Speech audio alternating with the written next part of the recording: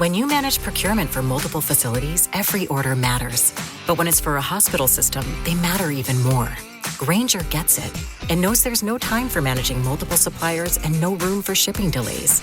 That's why Grainger offers millions of products in fast, dependable delivery, so you can keep your facility stocked, safe, and running smoothly.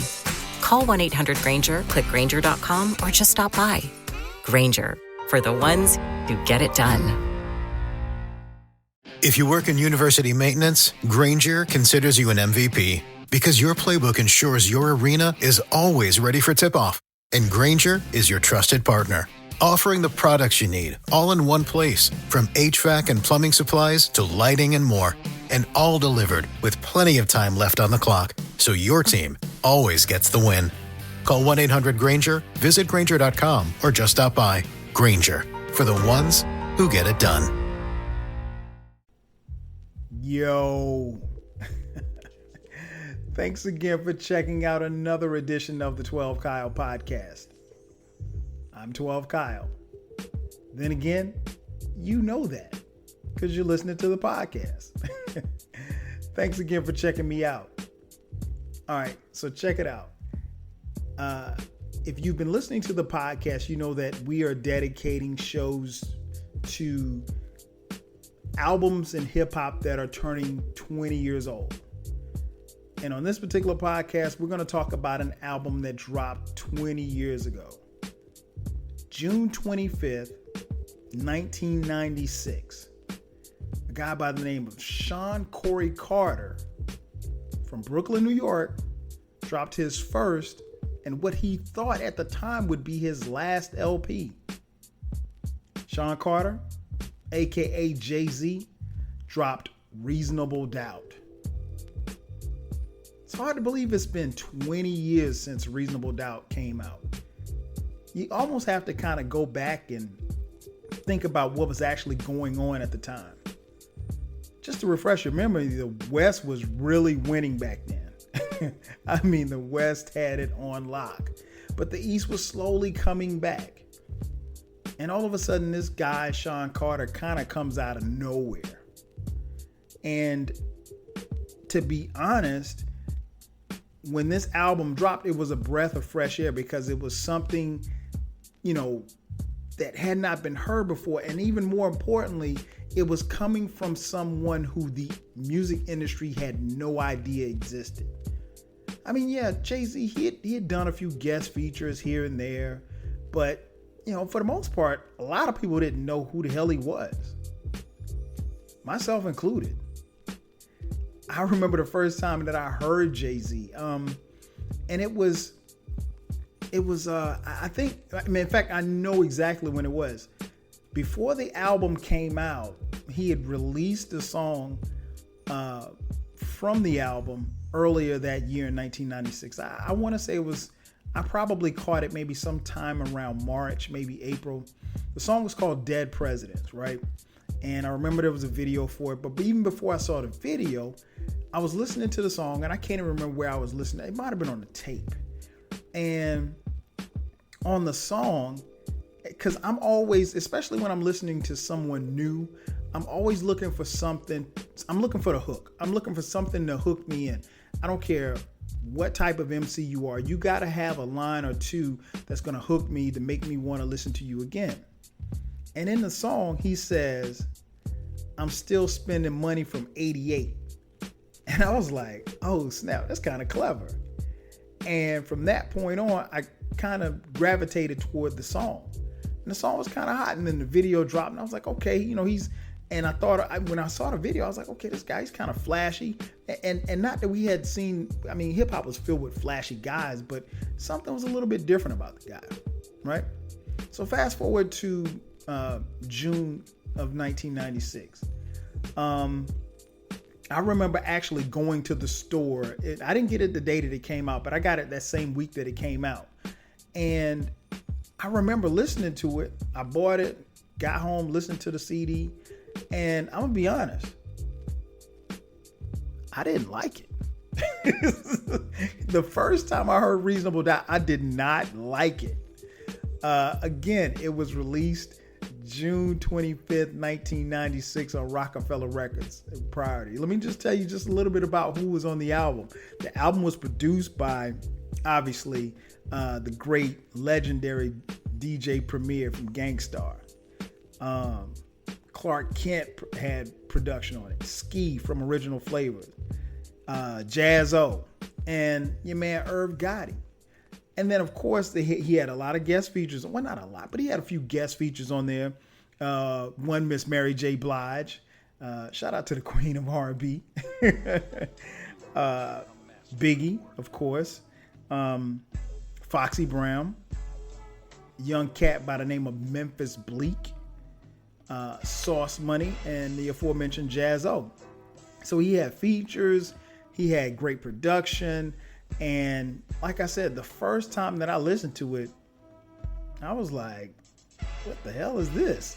And I always bug out when I think about and I think for me, because I'm so critical of music, I think that was a sign that the fact that I didn't like it, something told me that because I didn't like it the first time I heard it, that I was really going to like it the second time that I heard it. And to be honest, I don't know. I remember the first time that I heard it, I was moving around. I really wasn't, kind of sitting still. And then something said, you know what, you need to sit down because I paid $12 for it. I was like, you need to sit down and digest this music. So I sat down and I started listening to it. And I'm going through the tracks and I'm like, okay. And he's saying these things and I'm like, okay, this guy's really, really, he's kind of deep. And probably by my third or fourth listen, I was like, wait a minute, this is dope. Like this is really, really dope. And when I got through the track listing, I started looking at it, seeing who was all on there and everything. And I was really, really, kind of taken aback. I think one of the things that stood out initially to me about this album, obviously, was Jay-Z's flow, right? He was a guy that, and here's how I kind of came to Jay-Z. Again, my introduction to Jay-Z was Dead Presidents. And subsequently, after I bought this album, I went back, got the Original Flavors. What was the other? He had another single prior to this that I went back and listened to. So I was able to get my hands on, some of his other, guest features and things like that. And to be honest, on those particular albums, on those particular singles, Jay-Z was rapping really fast. I mean, like he was rapping rapidy. He was rapping real fast. And, I think at that particular time, it worked for some people. He was actually able to make it work. But on Reasonable Doubt, he was much, much slower and much more clearer. And I've said this a lot about, especially Jay-Z's earlier music, particularly in this album in particular. Like you can put it on for someone who's never heard Jay-Z before. And they, how like sometimes you can listen to certain rappers or certain albums and sometimes you get lost in what they're saying. He's very clear, even though he's very, his flow is very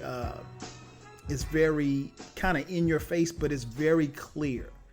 And I thought that, his lyrical wordplay was just really, really dope. And I think that, to me, that jumped through the speakers.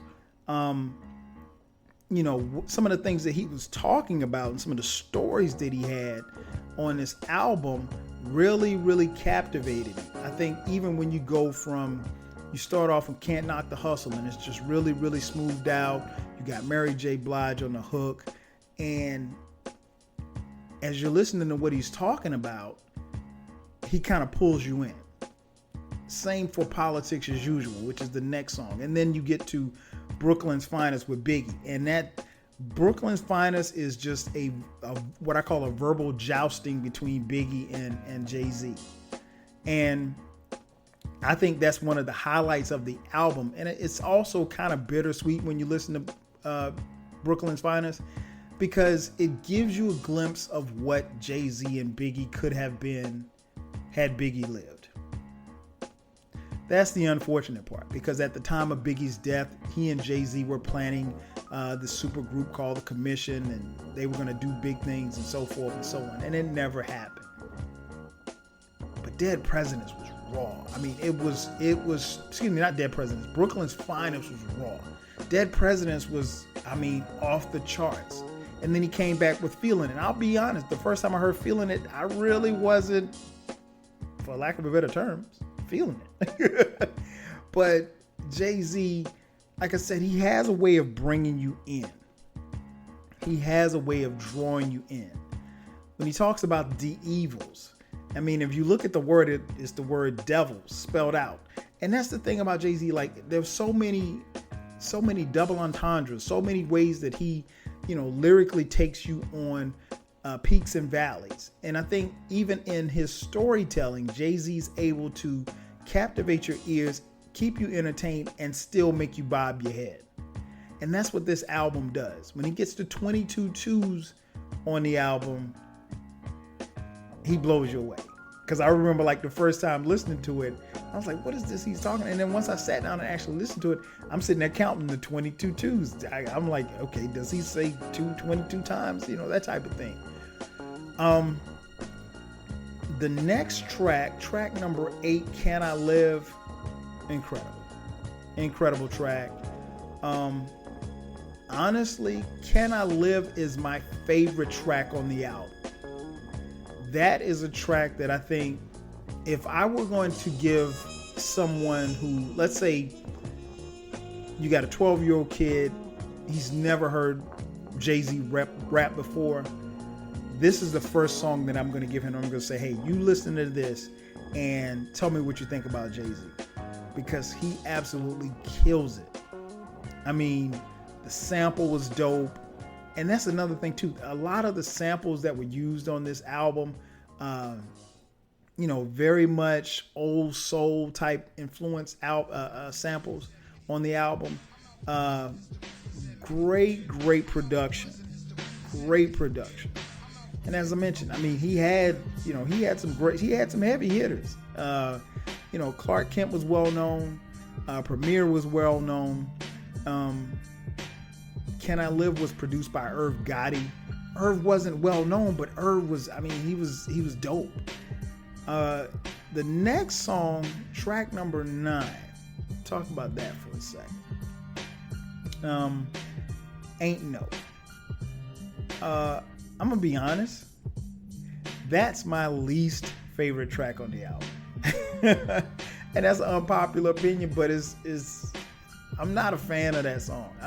And I don't know why. Maybe it's because over a period of time,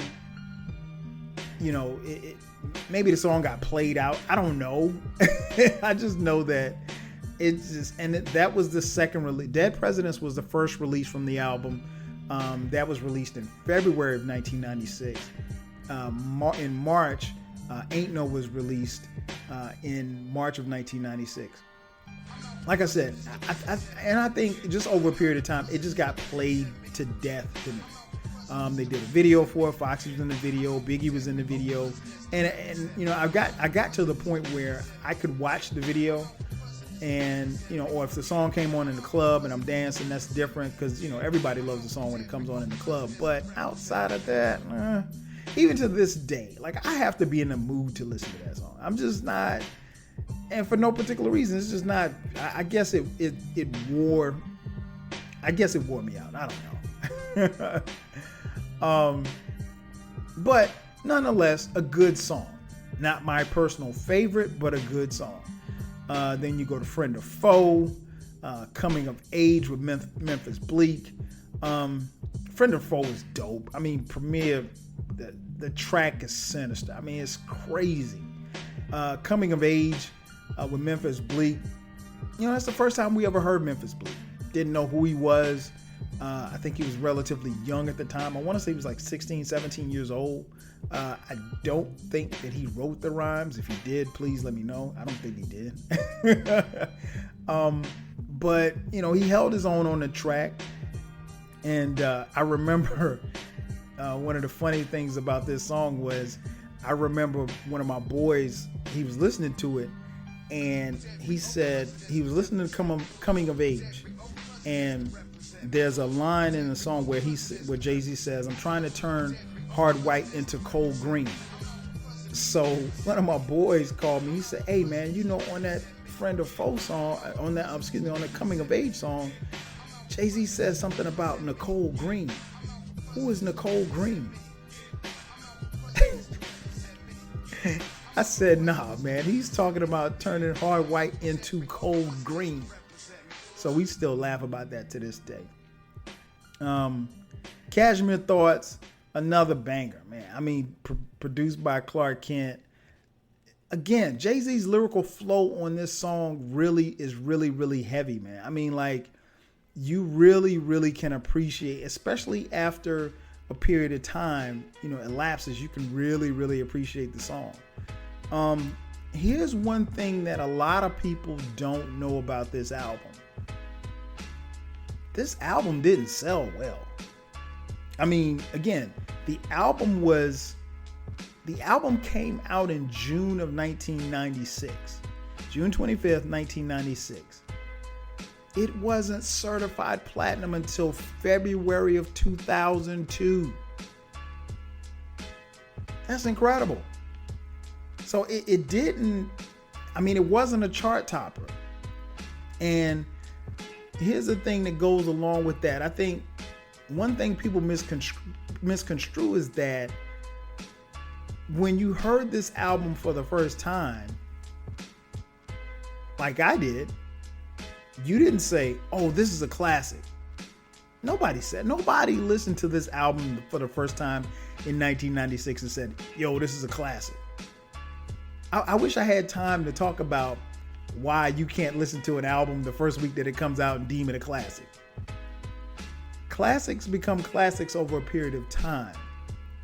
And it really wasn't until, I want to say maybe months later, that I realized, I know that this was a dope album, especially after I listened to it a couple of times. But how dope it was, I still wasn't sure until months later. And I kept it in my rotation. And to be honest, the more and more that I listened to this album, the more and more I was able to get from the album. This album, if I'm not mistaken, when it came out, it got 4 mics in the source. So it didn't even get 5. It wasn't even a 5 micer. I remember Entertainment Weekly gave it a B plus. I think Rolling Stone, gave it a lot of high praise. They said it was a stellar album, but there were other news and media outlets that said, it's a solid effort by a guy that we didn't know anything about. But nobody said, "Yo, this is the dopest thing in 1996. But I'm saying it now. Of all the albums to come out in 1996, I think this is the best album of the year.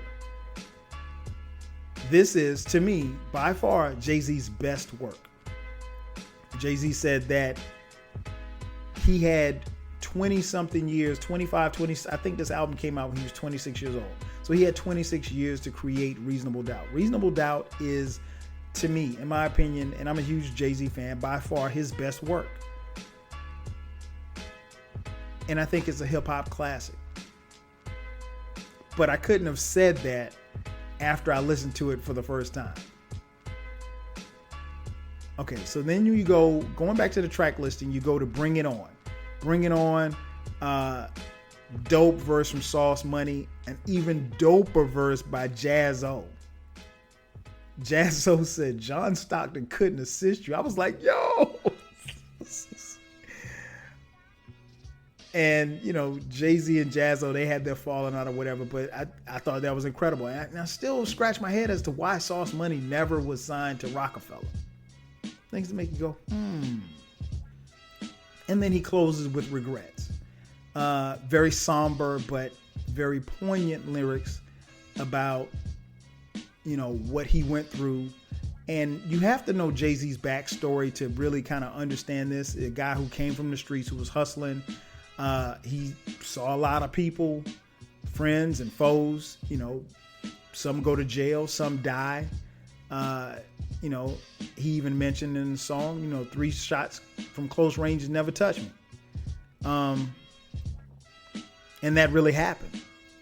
A guy had him at close range and was about to shoot him, and the guy's gun jammed.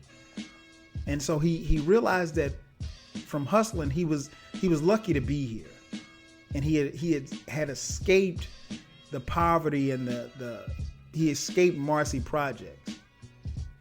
But again, this is a guy who his only goal was to make this album. And his album was supposed to be just the launch of Rocafella. And that was supposed to be it for Jay-Z. Jay-Z, the artist, was supposed to go from Jay-Z, the artist, to Jay-Z, the executive. Well, a funny thing happened on his way to becoming an executive. A whole bunch of albums, a whole bunch of notoriety, and Jay-Z quickly became one of the pillars in hip-hop over the last 20 years. Let's take a quick commercial break. Let's get a quick interview with Jay-Z, and then we'll come back on the other side and talk about just a few things that Jay-Z has done over the past few years and why this album is such a great album. Be back in a second. Basically, we named the album Reasonable Doubt because, you know, with anything you do in life, people are going to judge you. You know, whether it be, you know, doing interviews or radio or whatever you do in life, people will judge you, you know. So the album is like basically like on trial. Like, you know, whether you like it or you don't, it's Reasonable Doubt, you know. You know what I mean?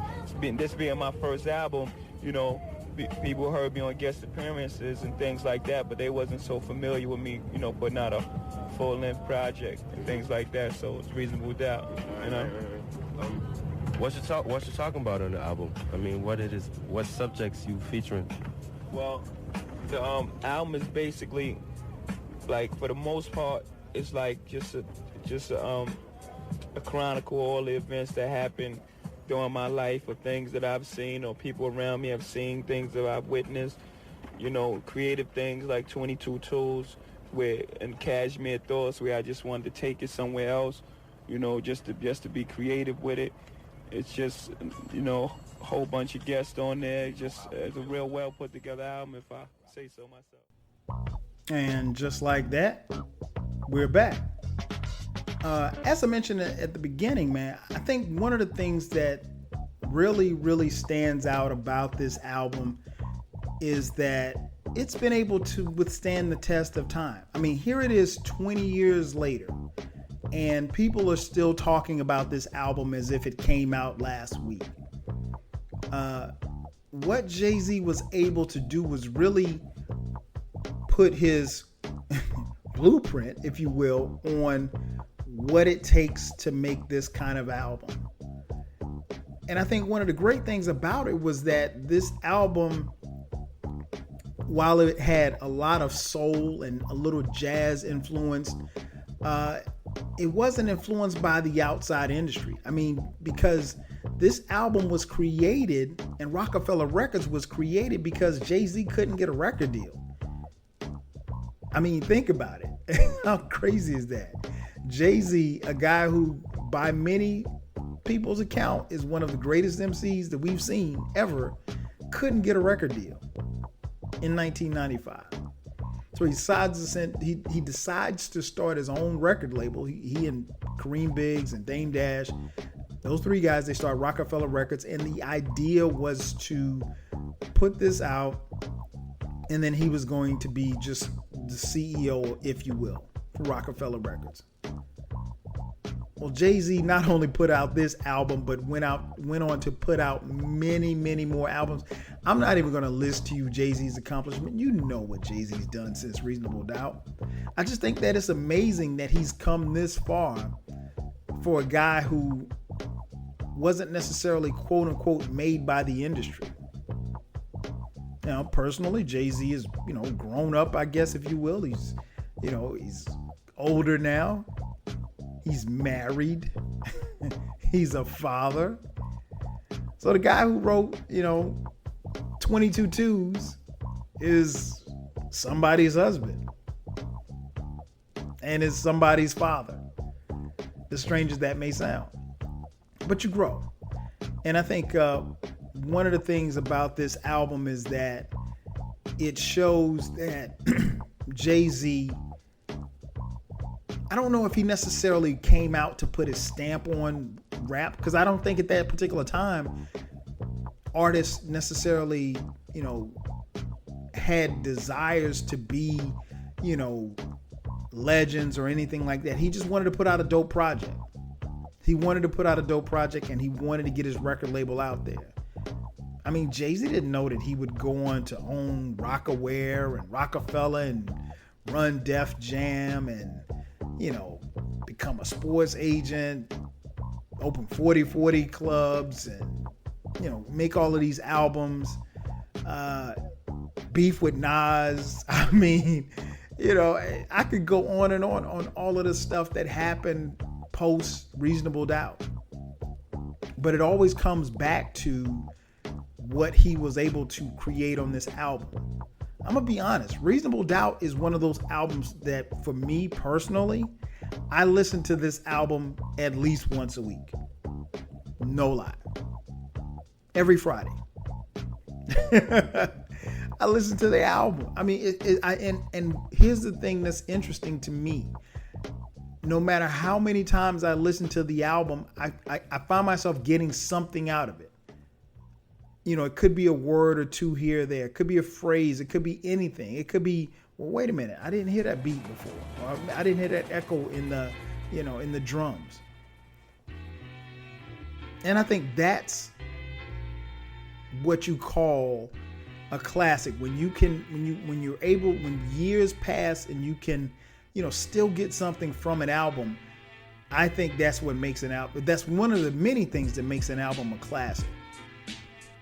And again, this album is heralded by many as, not only the best album of 1996, which I agree upon, but, a lot of people feel like it's one of the top 10 albums in hip hop history.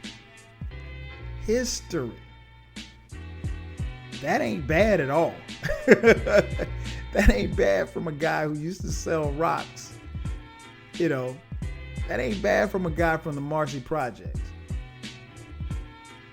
And I think the thing that you can take away from this album is you get a chance to, even if you did not know anything about Jay-Z prior to listening to this album, you get a chance to experience him, experience his life. And like he said, or life as we know it. He paints a perfect picture. This album was the 1996 Picasso painting. And it's just like a Picasso painting. I mean, like, Jay-Z was just so on point with this entire album. Now, you can ask people, even, to be honest, even people who don't like Jay-Z love this album. And that says a lot. I'm always interested because I ask people when we talk about Reasonable Doubt, I would like to know, okay, well, what's your favorite song? What's your least favorite song? And then maybe there's not any songs that you don't dislike, but maybe it's like me, like, Ain't No is a song that I just usually skip over. Unless I'm in a mood, I'll listen to it. But other than that, I mean, its replay value is still here 20 years later. And that says a lot. That says a lot. And again, you have to keep in mind that this album was not and has not been commercially successful, if you will. I mean, it's platinum. It's a platinum plaque on his wall. But you would think that, I mean, Jay-Z's had other albums that have sold, 3-4 times more than this album has, and not nearly as good. And that says a lot about what this album actually is. And I think it goes back to what you like and what you're able to listen to and what Jay-Z gives you. And if you're able to fall somewhere in the middle, Jay-Z will kind of bring everything together. His flow, lyrical wordplay, the production, even the guest features. The guest features actually go, because sometimes you can have too many guest features. Sometimes you can have guest features that outshine you on your own records, which has happened to Jay-Z once or twice, but not this time. I think this album is the perfect jump off, if you will, for his career. And if you had asked Jay-Z in 1996, if you had told Jay-Z that, 20 years later, this album would be as heralded as it is right now, he'd probably look at you like you were crazy. Because I'm pretty sure he didn't see, Cashmere Thoughts or 22 Twos or Can I Live really taking him off or helping his career take off the way that it did. Not in his wildest dreams did he think this could happen. But this is an incredible album. This is an album that I think every hip hop head should have. I think, as I mentioned, I think The Source initially gave it 4 mics and they came back and rescored and gave it 5. I don't know how that works, but hey, whatever. Right? But I think when you listen to what he's talking about, the street life, the mafioso, the gang, I don't even want to say gangster rap because this was a little bit deeper. I mean, but he even talked about, his lifestyle, and it was really, really flashy. He was talking about drinking Cristal, and in the video, in the helicopter, he's got Lexuses, and just everything. Throughout all of that, this album has stood the test of time. And that says a lot. And for me, I think this album is the best of 1996. And that's saying a lot from a guy who didn't like it the first time that he heard it. That's going to do it for me. Thanks again for checking out another edition of the 12 Kyle Podcast. I'll holler at you guys next time. 5,000. When you manage procurement for multiple facilities, every order matters. But when it's for a hospital system, they matter even more. Grainger gets it and knows there's no time for managing multiple suppliers and no room for shipping delays. That's why Grainger offers millions of products in fast, dependable delivery, so you can keep your facility stocked, safe, and running smoothly. Call 1-800-GRAINGER, click Grainger.com, or just stop by. Grainger, for the ones who get it done. If you work in university maintenance, Grainger considers you an MVP because your playbook ensures your arena is always ready for tip-off. And Grainger is your trusted partner, offering the products you need all in one place, from HVAC and plumbing supplies to lighting and more. And all delivered with plenty of time left on the clock, so your team always gets the win. Call 1-800-GRAINGER, visit Grainger.com, or just stop by. Grainger, for the ones who get it done.